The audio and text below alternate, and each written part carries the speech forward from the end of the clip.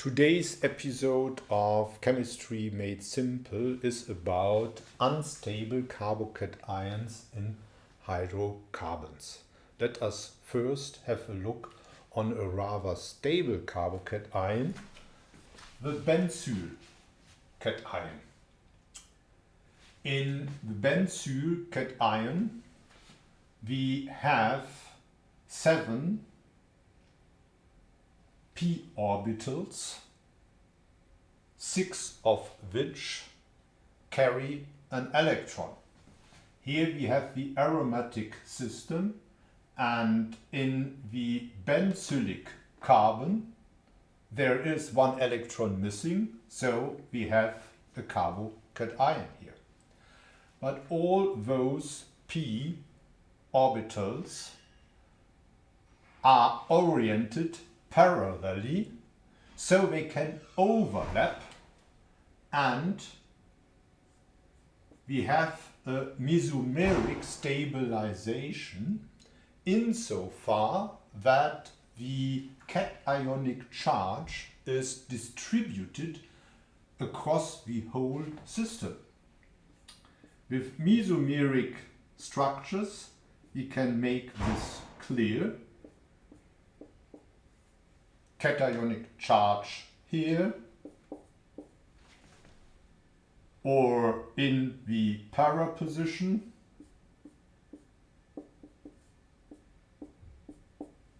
or in the second ortho position,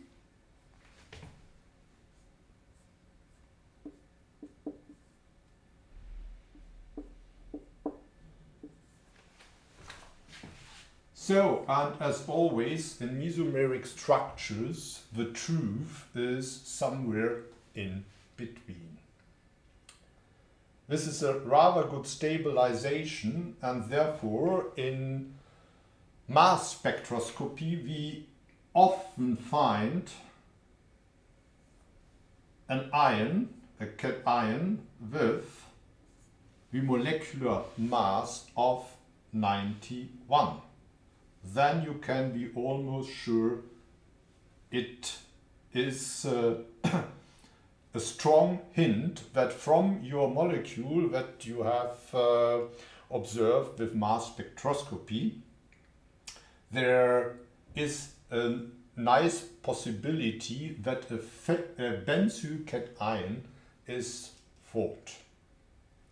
On the other hand, let us have a look at the phenyl cation. Again, we have this aromatic pi system. The cationic carbon has an empty sp2 orbital, and this sp2 orbital is located perpendicular to all those pi orbitals. No overlap is possible, and therefore no stabilization by mesomeric structures. This phenyl cation is so reactive that even at very low temperatures, minus 270 somewhat degrees, it can react with the noble gas argon,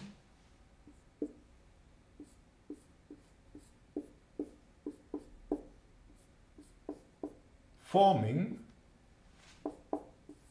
a carbon-argon bond, and the cationic center is then the noble gas. Let us go now to cations within alkyl chains, easily formed by a protonation of an olefin.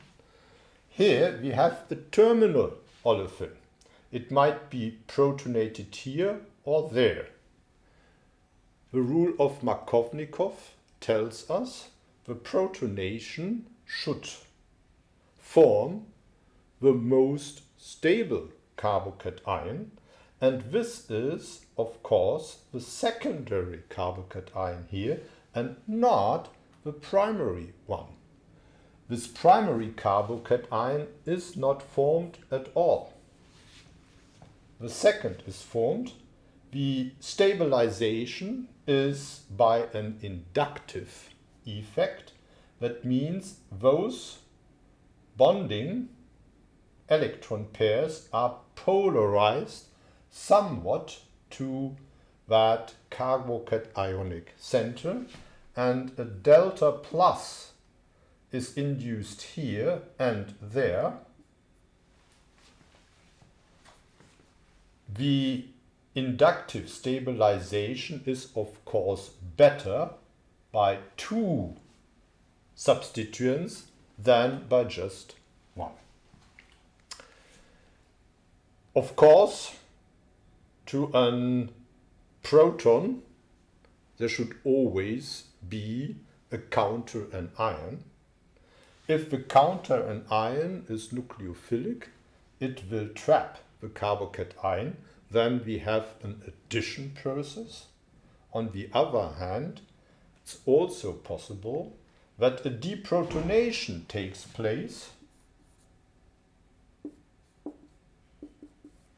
preferentially here at this position, because in that case we get to an olefin that is higher substituted than the terminal one, and these are regarded to be somewhat stable. The higher the substitution of the olefin, the more stable it is.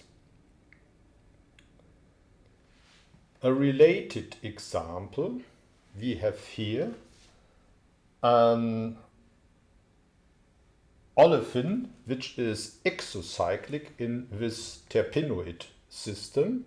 It is beta-pinene, and for beta-pinene we have the more stable isomer alpha-pinene, more stable because the olefin is higher substituted. So what about an isomerization by just protonating here at the CH2 group, forming that cation? If we then deprotonate here, we should get to the isomer, the alpha pinene. However, this carbocation is highly unstable because a very fast rearrangement can occur. We have a strained 4-membered ring here. And if this bond breaks and instead that double bond is formed like that,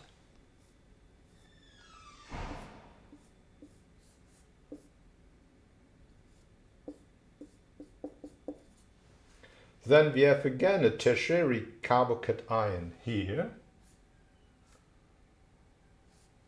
The high ring strain is released. Therefore, this is far more stable than that. Therefore, it's no equilibrium reaction. The reaction goes just into this direction. And the deprotonation then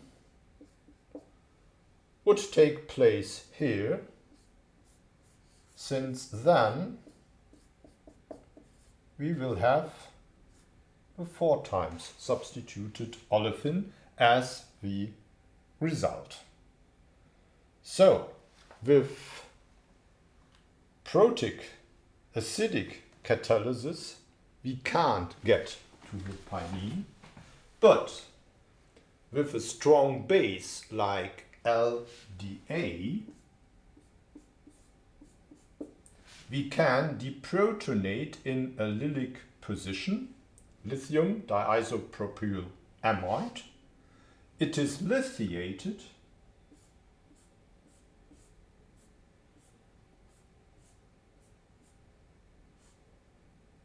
olefin here, lithium there, and after hydrolysis we will end up with the more stable isomer, the alpha pinene. Thanks for listening.